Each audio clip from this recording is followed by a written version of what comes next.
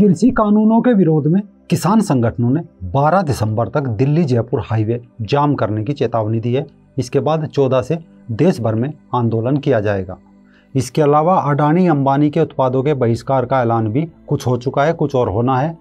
लेकिन पहली दो बात तो समझ में आती है, अंतिम वाली थोड़ी अजीब है। आखिर हर एक मुद्दे पर कांग्रेस अडानी अंबानी को ही क्यों खींचती है? इस देश में करीब 7,000 से ज़्यादा विदेशी कंपनियां भी है, साथ में उनका भी नाम आना चाहिए। नमस्कार दोस्तों, रंग दे बसंती में आपका एक बार फिर से स्वागत है। मैं हूं राजीव चौधरी। क्या किसान आंदोलन में किसानों के वास्तविक मुद्दों पर राजनीति भारी पड़ गई है? ये सवाल सबके ज़हन में गूंज रहा है, क्योंकि भारत के करीब करीब सभी राजनीतिक दल इस आंदोलन में अपना समर्थन देने की बात भी कर चुके हैं। हालांकि सब जानते हैं कि समर्थन किसी को दे नहीं रहे, बल्कि एक संवेदनशील मुद्दे से वोट खींचने की कोशिश की जा रही है।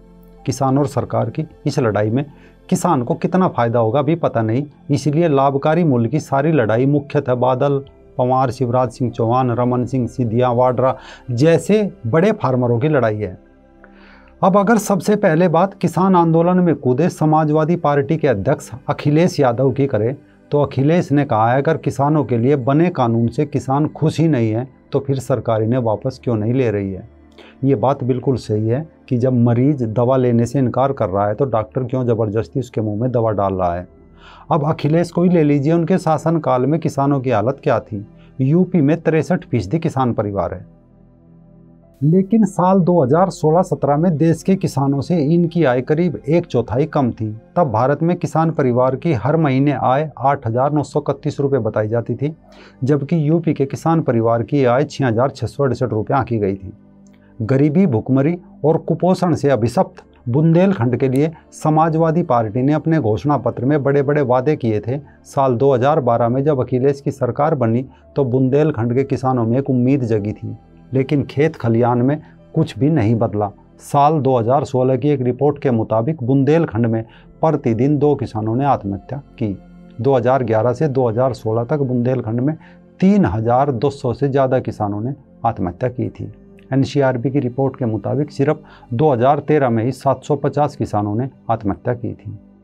अब पराली और प्रदूषण पर पंजाब हरियाणा के किसानों को पानी पी पी कर कोसने वाले दिल्ली के मुख्यमंत्री सर जी का किसान प्रेम भी देख लीजिए। अब केजरीवाल जी पूरी कैबिनेट के साथ किसान आंदोलन कर रहे किसानों के साथ है। खुद को किसानों का सेवादार बताते सर जी कह रहे हैं कि हम शुरू से किसान आंदोलन के साथ खड़े हैं, किसानों की सभी मांगे जायज है। लेकिन सर जी आज जिसे काला कानून बता रहे हैं, इस कानून को 23 नवंबर को नोटिफाई करके इन्होंने दिल्ली में लागू कर दिया है। मतलब इधर सर जी विरोध कर रहे हैं और उधर गजट निकाल रहे हैं। अब हम आपको कुछ और आंकड़े बताते हैं जो दिखाते हैं कि दिल्ली में किसान और खेतीबाड़ी की हालत क्या है। सबसे पहले जानिए कि दिल्ली की अर्थव्यवस्था में कृषि की भागीदारी सिर्फ 1% है। साल 2000 और 2001 में यहाँ 52,817 हेक्टेयर ज़मीन पर खेती होती थी, जो 2019-20 में 34,750 हेक्टेयर तक सिमट गई। दिल्ली में गेहूँ और धान की MSP दूसरे राज्यों से हालांकि ज़्यादा है, फिर भी यहाँ इस साल रबी के सीजन की मात्र 6 किसानों ने MSP पर ही अपनी उपज बेची। अब बात करते हैं चुनाव के मुहाने पर खड़े पश्चिम बंगाल की।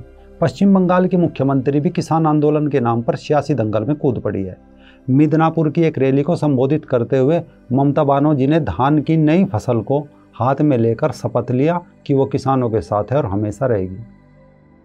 अब एक तो बंगाल में चुनाव सामने है तो हर किसी को किसान एक वोट बैंक की तरह नजर आ रहा है, जबकि सच्चाई ये है कि ममता बनर्जी के अड़ियल रुख की वजह से पश्चिम बंगाल के 80 लाख किसानों को केंद्र की योजना का लाभ नहीं मिल रहा है। केंद्र सरकार की प्रधानमंत्री किसान सम्मान निधि योजना, जिसमें देश के हर एक किसानों के खाते में सालाना 6,000 रुपये जाते हैं, ममता बनर्जी ने इस योजना को राज्य में लागू नहीं होने दिया और इसका लाभ प्रदेश के करीब 80 लाख किसानों को नहीं मिल पा रहा है, सिर्फ इस डर से कभी 6,000 रुपये नहीं मिल जाए और ये भाजपा को वोट दे दे। अब कांग्रेस की बात करें तो आज कांग्रेस जिस नए कृषि कानून का विरोध कर रही है, जिसके खिलाफ ताल ठोक रही है, उसके चुनावी घोषणा पत्र में यही सारी बातें लिखी होती थी। अब सवाल उठता है क्या वजह है, जब आप सरकार में होते हैं तो वही नीतियाँ सही लगती है और जो विपक्ष में बैठकर गलत लगती है। ये सिर्फ कांग्रेस की ही नहीं, सभी पार्टियों पर ये सब चीज़ें लागू होती है। अगर आप साल 2012 का कृषि बिल देखेंगे, जो आज भाजपा ने किया वही उस समय कांग्रेस कर रही थी, और जो आज कांग्रेस कर रही है तब उस समय वो भाजपा कर रही थी। डिस्क्रिप्शन में लिंक है, आप चाहे तो देख लीजिए। इसके बाद खुद को किसानों का मसीहा समझने वाले शरद पवार भी किसान आंदोलन के समर्थन में है। पर शरद पवार जब कांग्रेस सरकार में मंत्री थे तब उन्होंने खुद कृषि कानूनों में बड़े बदलाव की मांग की थी। इसके लिए पवार ने साल 2005, 2007, 2010, 2011 में राज्य सरकारों को भी पत्र लिखा था। शरद पवार ने वर्ष 2010 में ही एमएसपी एक्ट में बदलाव की वकालत की थी। 11 अगस्त 2010 को पवार ने दिल्ली की तत्कालीन मुख्यमंत्री शीला दीक्षित को एक चिट्ठी भी लिखी थी। इस पत्र में शरद पवार ने कृषि क्षेत्र में प्राइवेट सेक्टर की भागीदारी को जरूरी बताया था। इसी तरह का पत्र शरद पवार ने नवंबर 2011 में मध्य प्रदेश के मुख्यमंत्री शिवराज सिंह चौहान को भी लिखा था, जिसमें सरकारी मंडियों के अलावा प्राइवेट प्रतियोगी बाजार की जरूरत बताई थी। लेकिन अब शरद पवार का नजरिया भी एकदम बदल गया है।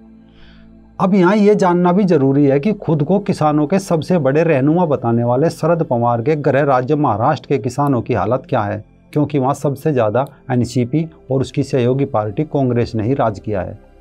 आपको बता दें, वर्ष 1999 से 2014 तक यानी लगातार 15 साल तक महाराष्ट्र में कांग्रेस और एनसीपी की सरकार रही।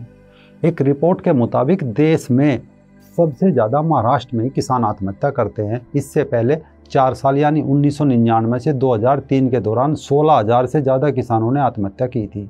अगले 9 साल में 33,500 से ज़्यादा किसानों ने खुदकुशी की। हमने राजनीति के दोहरे चरित्र का विश्लेषण इसलिए किया है ताकि हमारे देश के नेता भी समझ सके कि वो 2 घंटे किसी के साथ खड़े होकर किसी आंदोलन को हाईजैक नहीं कर सकते या फिर किसी आंदोलन से हमदर्दी दिखाकर अपनी राजनीति नहीं चमका सकते।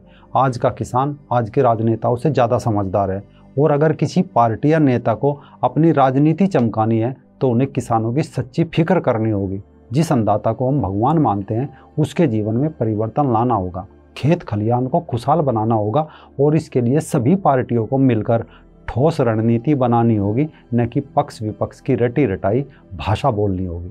आज किसानों को डर दिखाया जा रहा है कि कॉन्ट्रैक्ट फार्मिंग से उनकी ज़मीनें छिन जाएगी, जबकि ये सरासर एक झूठ है। किसानों और प्राइवेट कंपनियों के बीच समझौता केवल कृषि उपज का होता है। भूमि के मुद्दे पर कोई समझौता नहीं किया जा सकता। ऐसे में भूमि छीनने की बात कहना बिल्कुल गलत है। पंजाब में आज भी आलू के बीजों का उत्पादन कॉन्ट्रैक्ट फार्मिंग के जरिए किया जा रहा है। गन्ने की लगभग 80% खेती आज भी सहकारी समितियों से कॉन्ट्रैक्ट के माध्यम से की जा रही है। ऐसे में कॉन्ट्रैक्ट फार्मिंग से किसानों की ज़मीन छिन जाएगी, ये बात कहना ही किसानों को भ्रमित करने जैसा है। सरकार को भी सोचना होगा कि उसने विरोध के चलते भूमि सुधार कानून वापस लिया था। अब अगर किसी बड़े बवाल से बचने के लिए इस बिल को वापस ले लिया जाए तो कोई बुराई नहीं होती, क्योंकि सरकार और किसान का रिश्ता बड़ा नाजुक होता है, तो क्यों ना उसे और मजबूत बनाया जाए।